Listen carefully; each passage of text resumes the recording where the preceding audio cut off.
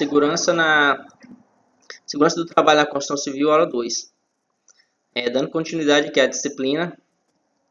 Responsabilidade civil e criminal diante de um acidente do trabalho na construção civil. Todos indistintamente têm responsabilidades legais quanto à higiene e à segurança no trabalho na construção civil. Assim, os empregadores, a CIPA, o SESMIT, o pessoal em nível de supervisão, o engenheiro, o mestre, encarregado, pessoal administrativo e etc.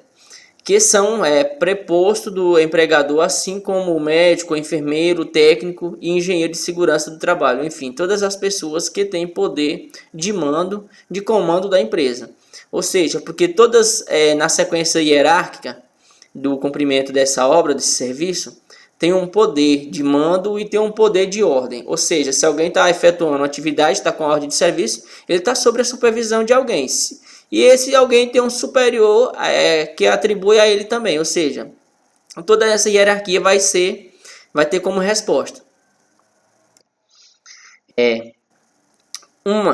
A título de uma acidentária pago pela Previdência Social. Outra pelo ilícito paga pela empresa. Para receber a indenização por um ilícito ao que teria acontecido desmamamento em questão de fazer uma prova de que o acidente aconteceu por uma culpa grotesca e que aquela culpa que extrapola a normalidade, isto era uma realidade muito difícil de se seguir. Daí, inúmeros acidentes de trabalho não causaram prejuízo de indenização para a empresa, que é onde a empresa começa a questão da importância, quando mexe na parte de custo. Só que a partir da CF 88, o artigo 7, inciso 28, aboliu a palavra grave, ou seja, de todo esse material que deveria ser posto e que deveria a vítima fazer uma investigação e que comprovasse como se fosse um grave risco. No caso, tirando essa parte grave desse texto, ficou mais fácil a vítima provar a culpa, e por essa questão, por definição de culpa, entende-se que deixa de prever aquilo que é previamente possível. Ou seja, deixa de prever aquilo que é perfeitamente previsível, aonde com o texto acima a pessoa que era lesionada, era mais fácil provar a questão do acidente e com isso receber a sua indenização. As modalidades de culpa são imprudência, negligência e imperícia. Sob o aspecto jurídico e legal, existem dois tipos de acidente de trabalho. Acidente típico, que é o acidente que ocorre de maneira súbita, violenta e traumatizante. E doenças profissionais, que podem ocorrer por riscos normal da atividade laboral ou por ilícito do empregador e o pressuposto. Mapa do perigo. Saiba quais os setores mais perigosos responsáveis pelo maior número de acidentes por ano. Questões de serviço, mão de obra em si, 76%, 66.256. Indústria, extrativista da construção civil, está em segundo lugar, com 46.673. Para você ver a questão da importância da segurança do trabalho na construção da construção civil, quanto ao número de acidentes. Ato ilícito está previsto pela regra geral de responsabilidade civil, que está descrito no artigo 159 do Código Civil Brasileiro. Aquele que por ação ou omissão voluntária, negligência ou imprudência violar direito ou causar prejuízo a outrem, fica obrigatório reparar o dano. Pode ser a questão na forma de reparar esse dano a questões sociais ou então nas questões financeiras. Cabe ao empregador cumprir e fazer cumprir os dispositivos legais e regulamentadores sobre a segurança e medicina do trabalho, elaborar ordens de serviço, segurança e medicina do trabalho,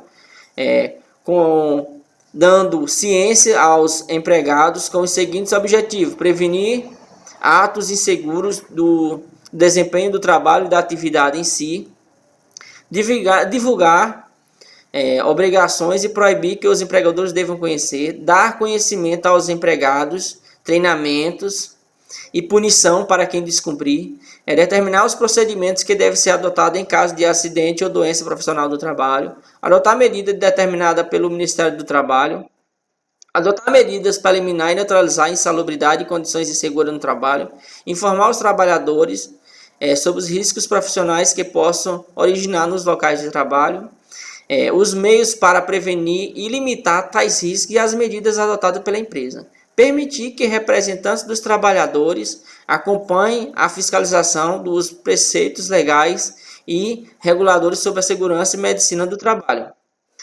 Quanto ao aspecto penal, e Código Penal prevê a aplicação de vários tipos penais. Homicídio culposo, lesão corporal culposa. É a regra geral, mas existe um dispositivo do Código Penal que exatamente tem por objetivo prevenir que o dano aconteça. É o chamado crime de perigo. Basta a consequência de ser exposto a alguém ou a sua integridade física, mental ou orgânica, ou a sua saúde a um perigo direto ou eminente para que possa ser consumo algum desses crimes acima citados. Comunicação prévia. É obrigatória a comunicação à Delegacia Regional do Trabalho antes dos inícios das atividades das seguintes informações: endereço correto da obra em si, endereço correto das qualificações de cada pessoal, de cada pessoa que vai trabalhar ali, do contratante ou do condomínio em si, tipo de obra, datas previstas do início e conclusão da obra e número máximo previsto de trabalhadores na obra nas diferentes fases da construção. Comissão Interna de Prevenção de Acidente, a CIPA, que é composta por trabalhadores e por funcionários da empresa. Composta e regida pela NR5, da portaria número 3.214 de 78 do Ministério do Trabalho, conforme o quadro 1 apresenta abaixo. A questão do quadro de risco, número de empregadores técnicos e a representantes do empregador, representantes do empregado, em que ela é composta. Aqui em cima vai mostrar a parte a NR18, que é a construção civil. O grau de risco dela é o grau 4. A CIPA é composta por representantes do empregador e do empregado. E ela é composta com pessoas acima de 20 colaboradores, acima de 20 funcionários. Ela começa a ser montada. Então vai ser um de cada um, 20 a 50. Um representante do empregador e um do empregado. E assim sucessivamente. A CIPA tem por objetivo observar e relatar as condições e meio ambiente do trabalho, ou seja, o pessoal que está em campo, que vai ser o representante dos empregados, que durante a reunião da CIPA vai relatar o que está acontecendo em campo e quais os riscos que os mesmos estão expostos. A solicitação de medidas para reduzir, minimizar e eliminar os riscos existentes ou neutralizar os mesmos.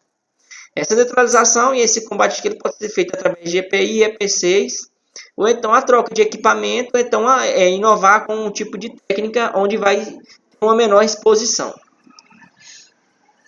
Discutir em conjunto com o SESMIT acidentes que ocorram ou incidentes, encaminhado para a gerência do empreendimento o resultado das discussões e da investigação em si.